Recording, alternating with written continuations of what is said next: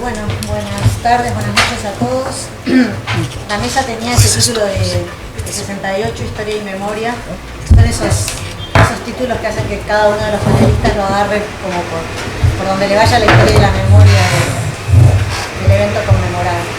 Yo este año, creo que todos los que nos dedicamos a este periodo, en especial al 68, hemos hablado, estamos cansados de escucharnos, creo, hablar del 68. Yo he hablado bastante.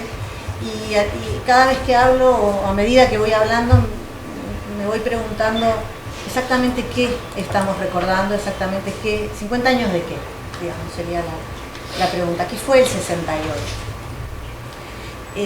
Lo primero es que pocos años evocan tanto una geografía realmente global, ¿no? Porque si decimos 1917, pensamos la Revolución Rusa y sus derivaciones, sus consecuencias. Si decimos un año como 1918, acá en América Latina pensamos en Córdoba y sus repercusiones latinoamericanas, pero la verdad es que cuando decimos 1968 la geografía se nos dispara. Y me parece que eso es un primer rasgo del evento, del momento 68 que me resulta interesante plantear en una mesa como esta.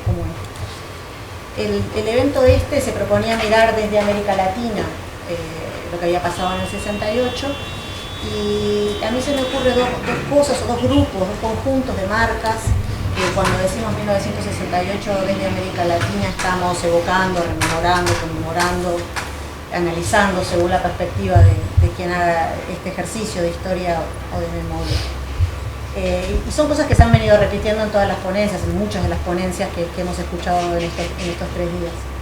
En primer lugar, me parece que nos viene, que aparece el 68 como un ciclo corto de protesta, necesariamente inscripto en un ciclo más largo de confrontación, que es el de la Guerra Fría, el de la Segunda Guerra Fría en América Latina post-revolución cubana. Este ciclo corto de protesta, que duró en todos los países unos meses,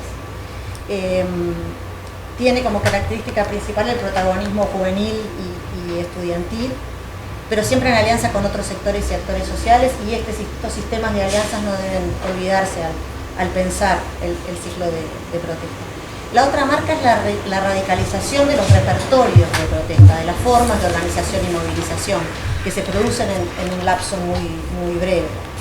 Enseguida, la respuesta crecientemente y en muchos casos inéditamente autoritaria de los estados nacionales, siempre con apoyo logístico y doctrinario de Estados Unidos a lo largo y ancho de América Latina. Esta respuesta crecientemente autoritaria termina en los países del Cono Sur, sobre todo en los nuevos autoritarismos. Y en el más corto plazo, en una consolidación y legitimación de los movimientos guerrilleros que emergen, abrevan, capitalizan este ciclo corto de protesta. En ese sentido estricto del que vengo hablando, en América Latina hubo 3 68 que ocurrieron en el año 68. Podríamos decir que el 68 argentino fue en el 69 y parece que el 68 colombiano fue en el 71. Pero bueno, en Brasil, en México y en Uruguay hubo 68 en el 68. Y entonces eso nos permite hacer algunas generalizaciones. Enseguida de esta idea del ciclo corto inscrito en un ciclo largo de confrontación nos viene, me parece a todos, cuando pensamos en el año, un momento de dramatización o de exhibición, de exuberante, digamos, de una serie de cambios en el terreno de la cultura en sentido amplio, que no son cambios del 68, son cambios de la segunda posguerra a nivel global, especialmente en nuestras sociedades, cambios en las formas de sociabilidad, en los usos en las costumbres, en la relación con la autoridad, en las relaciones entre padres e hijos, entre hombres y mujeres, en la idea de género, en la forma de vestirse. El repertorio ese, que cuando decimos 68, muchísimas imágenes de lo que hacían los estudiantes en la calle nos traen inmediatamente. Y ahí hemos usado la idea de revolución, y yo creo que no es muy buena, es más linda la Isabela Cose quizás de revolución discreta, pero en el terreno de la sexualidad sobre todo. Pero bueno, es la referencia a eso, una exhibición dramática quizás de algunos cambios en las costumbres que tenían un par de décadas ya, en realidad, de acumulación, digamos. Entonces, entre esos dos conjuntos de marcas, una más en el terreno de la política, una más en el terreno de la cultura, me parece que podemos empezar a definir esto de qué decimos cuando decimos 68 desde América Latina. Ahora, yo estaba pensando que hace no quiero exagerar ni hacerme más vieja de lo que soy, pero hace unos 25 o 30 años, digamos, cuando mi generación se hizo adolescente, se hizo joven, en esa etapa que Eric Hobsbawm llama, y me gusta la expresión, zona de penumbra entre la historia y la memoria. Es ese momento en que las personas nos damos cuenta que nuestras trayectorias individuales y las trayectorias colectivas tienen un montón de puntos de contacto, la emergencia del mundo de la infancia, y nos quedan a todos en esa zona penumbrosa, digamos, difícil de definir. En ese momento, que en el caso de mi generación es el de las transiciones hacia la democracia, ¿qué relatos de los 60, qué relatos del momento 68 habíamos recibido, pudimos recibir o nos fueron transmitidos por la generación anterior, la generación en este caso de mis padres? Nosotros somos estrictamente en sentido biológico hijos de los militantes del 68, más que herederos del espíritu del 68. Y la experiencia de este momento había estado muy marcada, la forma de ser transmitida, por la violencia, tanto la violencia revolucionaria, idea de la violencia revolucionaria, la práctica de la violencia revolucionaria, como por la represión. Yo diría sobre todo por la represión, eran experiencias atravesadas por lo que pasó después, por la experiencia de la dictadura, por experiencias muy traumáticas de tortura, de exilio, de cárcel, que filtraban de alguna manera la experiencia de este momento anterior. Y esto hizo que para nosotros, para mi generación, para un conjunto de mi generación, es difícil esto de decir quiénes exactamente éramos nosotros, pero eso estudiarán los historiadores de los 80. Pero nosotros, mis amigos, mi grupo de pares, nos sentíamos los primeros jóvenes en la historia de la humanidad. Digamos, la consigna que encapsula este momento de sexo, drogas y rock and roll se nos aplicaba a nosotros por primera vez en la historia. No había una generación anterior que nos hubiera transmitido su experiencia de ese espacio de experimentación, de ese espacio de innovación, de ese espacio de rebelión. La experiencia transmitida era la otra, la de la politización, la ideologización, la radicalización de las formas de participación en la vida pública. Entonces, como historiadora, adelantando en el tiempo, yo llego al 68, a los 60, desde esos relatos, de esa transmisión memorial, ¿no? Y la historia es una forma de la memoria, una forma arreglada, una forma controlada, una forma académica, pero no más que eso, una forma en la que una generación le cuenta a la otra lo que el pasado de los pasados han sido.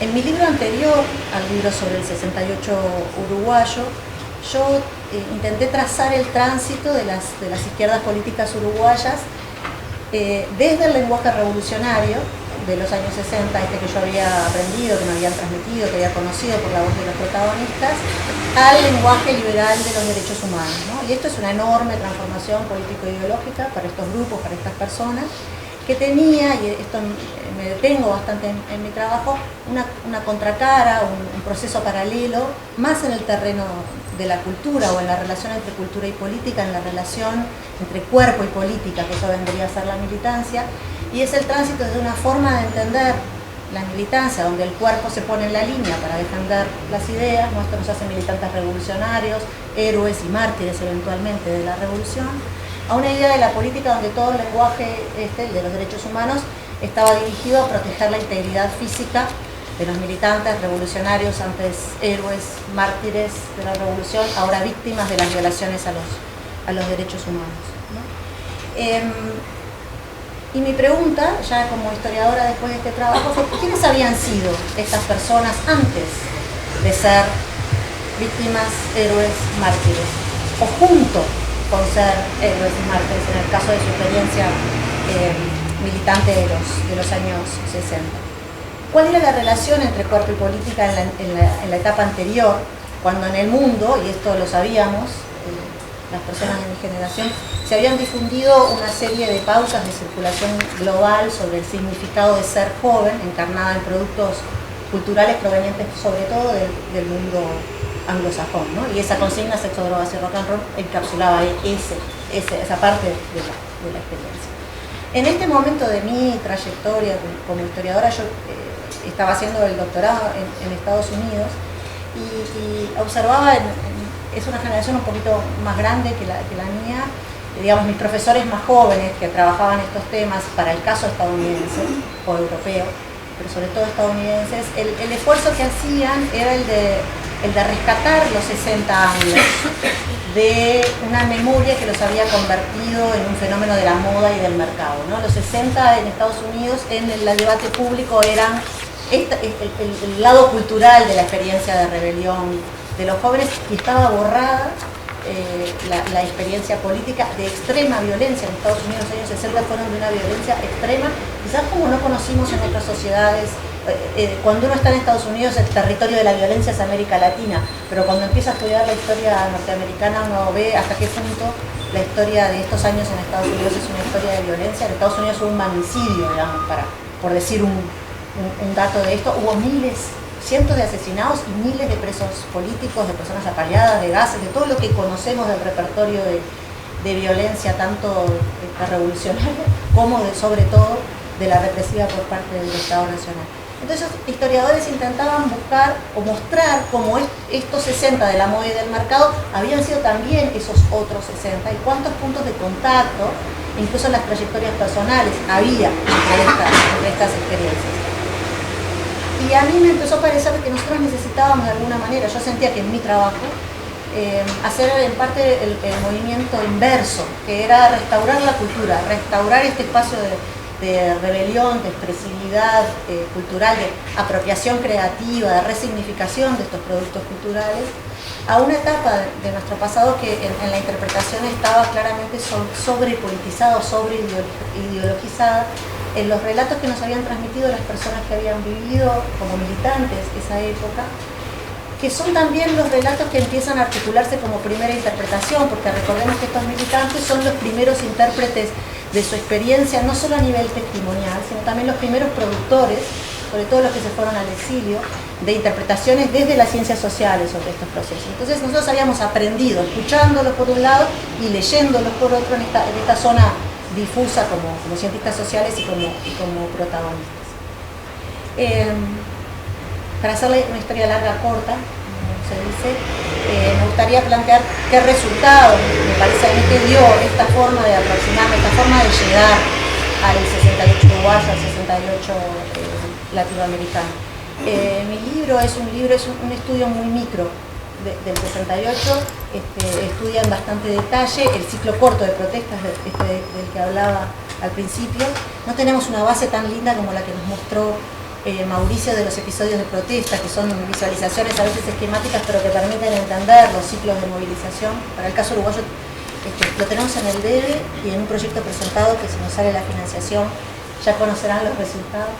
Pero por las cifras de la policía, son las que voy a decir ahora, hubo en el ciclo de protesta uruguayo, en el ciclo corto, que va desde que empiezan las clases en marzo a abril, hasta la suspensión de las clases por el Poder Ejecutivo en octubre, unos 300 episodios de protesta, esto da 2-3 episodios de protesta registrados por la policía por día, grado de conflictividad importante. En mi análisis, y acá he diferido mucho con lo que la gente recuerda, porque la memoria y la historia van por lugares separados. El 68 es un año que en esta cosa de la construcción del evento se traga el pasado y se traga el futuro, ¿no?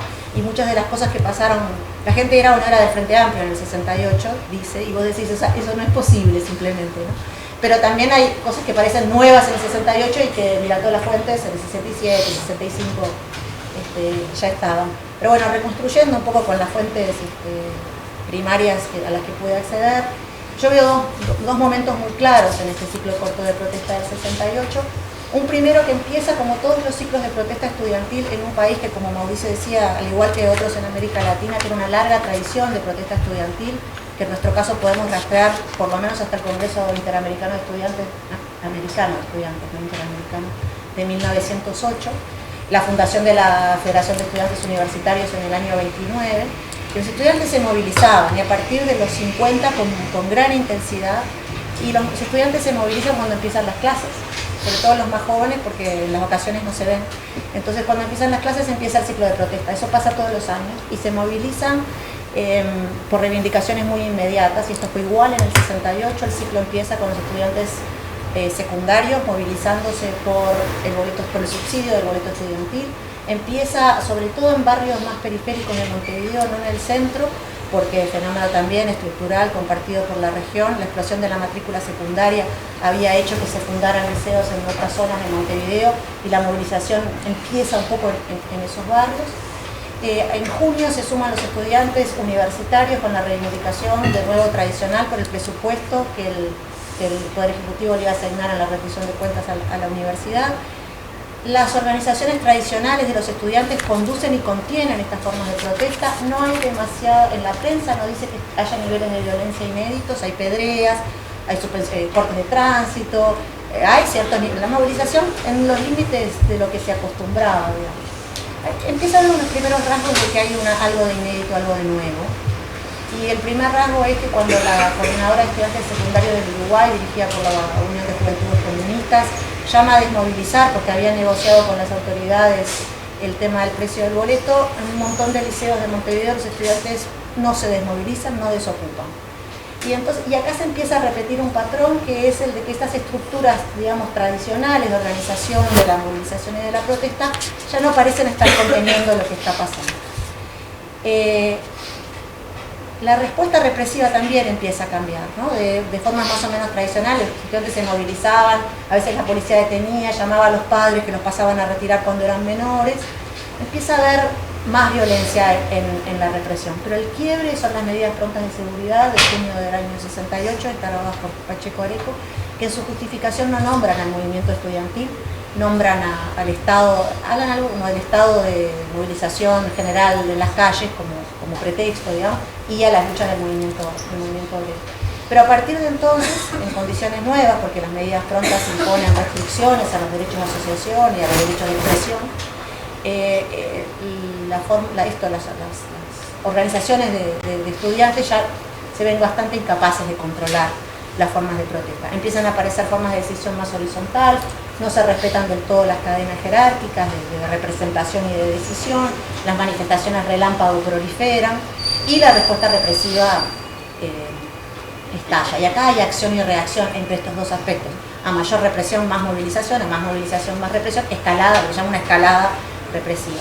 En agosto muere el primer estudiante asesinado por la policía en las calles de Montevideo. Como todos sabemos, tenía nombre de consigna y lo llevaba en su documento de identidad, se llamaba Liberarse, era un cuadro de la Juventud Comunista. Un mes después, un poquito más de un mes después, asesinan a 2 estudiantes más, Hugo de los Santos y Susana Pintos, el 20 de septiembre en la Universidad de la República. Y esos dos jóvenes, y acá empieza algo de lo que quiero decir sobre hasta dónde me parece que un enfoque como este puede ayudarnos a entender la década larga y el ciclo corto. Eran jóvenes comunistas también, pero se habían afiliado solo un mes antes en respuesta al asesinato de su camarada, de su compañero Liberarse. Y con esto hay algo que es un dato pequeño, y los historiadores nos gusta esto del dato pequeño que ilustra la trayectoria colectiva, y es que estos jóvenes no estaban movilizados porque fueran comunistas, estaban movilizados y se habían afiliado a la Juventud Comunista, encontrando a la Juventud Comunista un espacio de encuadramiento militar. Acá viene un primer asunto, quiero plantear rapidísimo 4 temas que me parece que un enfoque de este tipo puede ayudarnos a pensar. El primero tiene que ver con el papel de las izquierdas políticas en procesos de este tipo y sobre la relación entre los movimientos sociales y los grupos y partidos de la izquierda. El movimiento social es anterior, excede y sobrepasa la capacidad de las izquierdas y de los grupos para promover estas movilizaciones. Los grupos vienen después, encuadran y capitalizan algo que estaba sucediendo. Doy este ejemplo que di de los jóvenes comunistas para mostrar esto. Los números oficiales de la UJC son que crecieron 6.000, 8.000 nuevos miembros en este proceso. Son números oficiales, llevémoslos a la mitad, es un montón de gente en el Montevideo del 68. El MLN era un grupo relativamente chico y relativamente poco conocido, que recién en octubre, con la suspensión de las clases, mira a los estudiantes uruguayos, lo que están haciendo y dicen esto es lo que hay que hacer. Y también pasan de unos 100 integrantes en la clandestinidad, por supuesto, a fines del 67, unos 1000 a principios del 69, y de nuevo los números tómenlos como indicativos, creciendo sobre todo a partir del movimiento estudiantil.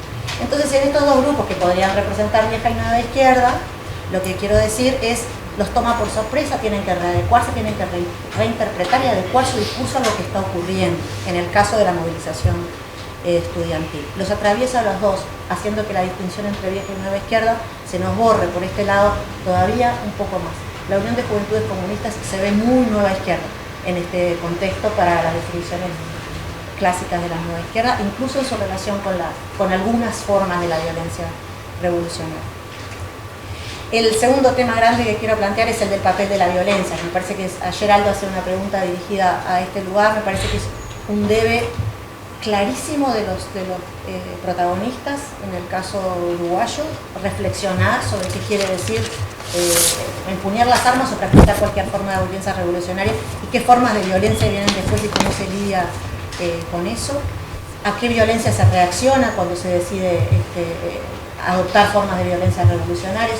Todo eso es un campo que nos debemos la discusión, y nosotros los que estudiamos este periodo también. Y acá, no sé si lo estoy logrando decir de la mejor forma, pero creo que tenemos que pensar a la violencia como un catalizador de la innovación política y no como el resultado de la radicalización ideológica. Me parece que hay que invertir un poco los términos en los que lo hemos pensado, y es algo que estoy empezando a pensar, o sea que si me hacen una pregunta sobre esto no voy a poder decir muchísimo más, pero la idea viene a ser esto: hay formas de la violencia que son los catalizadores posteriores de la innovación política, y es la misma relación de la que venía hablando entre movimiento social y grupo político en estos ciclos cortos de violencia, de protesta. Y es algo que han dicho Jaime Jaffe y Aldo Marquesi en un artículo, en el mismo sentido, creo, de que estoy diciendo esto, un resultado a explicar que haya habido violencia en este periodo en la sociedad uruguaya, y no el huevo de la serpiente, no el origen del lustro que viene después. O sea, restauremos contingencia a las prácticas violentas que comienzan en esta época desde todos los sectores. El tercer tema es el de la relación entre cultura y política. A mí me parece que acá hay un lugar todavía muy fermental, que en mi trabajo abordo, pero que Mauricio también refería. Esta circulación global de productos culturales, de ideas y prácticas que encarnaban la idea de ser joven, que asociaban juventud a rebelión. Y acá en el seguimiento de las trayectorias individuales, que es algo que de nuevo me parece que da mucho resultado para entender este periodo, vemos un montón de gente que adquirió sus primeras ideas sobre qué quería decir rebelarse, qué quería decir luchar contra el sistema en el terreno de la cultura, y lo trasladó luego al terreno de la política, se encuadró después. Me parece que estas trayectorias, hay una idea muy de Letos de los 60 que me parece que también merece más atención. Supongo, yo no estuve en la mesa de la mañana, pero supongo que se habló, que tiene que ver con esta idea de la transformación del yo, no sé, para decirlo de la forma más obvia posible. Hay una idea de este momento que para mí es muy interesante, y tengo distancia antropológica, generacional con eso, y es la idea de que tu punto de partida y tu punto de llegada pueden diferir radicalmente, y esto no tiene que ver solo con la posibilidad del ascenso social que todavía parecía posible en la sociedad uruguaya, tiene que ver con el etos, y con un etos que tiene que ver con la militancia. Me refiero tanto a la idea de la peludización o la proletarización, digamos, que estos grupos propiciaron, de que jóvenes de clase media alta pensaran que podían insertarse, actuar y ser como estos sectores idealizados de obreros, de campesinos, de desposeídos, como al movimiento contrario de apropiación plebeya de la alta cultura que un montón de jóvenes de clase media y clase media baja sienten y hacen en este momento. Y en estos movimientos, donde me parece que la circulación global de productos culturales fue central, y este es el cuarto punto y termino, me parece que hay algo de este enfoque que también puede ayudar, y creo que Aldo habló de eso el primer día, que es mover un poco las escalas de análisis. Yo vengo refiriendo una escala nacional y una escala global. Hay una escala regional comparativa y transnacional de estos procesos, pero también tenemos que empezar a mirar procesos que, a falta de mejor expresión, podríamos llamar de circulación inversa, que creo que es de lo que habló Aldo el miércoles. Hay un momento en que estos movimientos de protesta de los países, sobre todo latinoamericanos, y la idea no es del todo nueva porque tiene que ver con el tercermundismo, ¿no? Pero tomemos este momento y estos ejemplos, están presentes en los movimientos de protesta de Europa y de Estados Unidos con una potencia que no habían tenido antes y que no volverán a tener después. La idea que se revierte de que en lugar de lo nuevo, pensemos en las vanguardias culturales o artísticas, en lugar de lo nuevo está en París y luego en Nueva York, a la idea de que en lugar de lo nuevo está acá donde están ocurriendo estos ciclos cortos y encarnizados de protesta política, invierte la geografía global y me parece que nos ayuda mucho a entender, y vuelvo al principio para cerrar, esto de que cuando cerramos los ojos y decimos 68, no estamos seguros si es París, si es Montevideo, si es Tlatelolco, si es Praga o es todos los lugares al mismo tiempo. Gracias.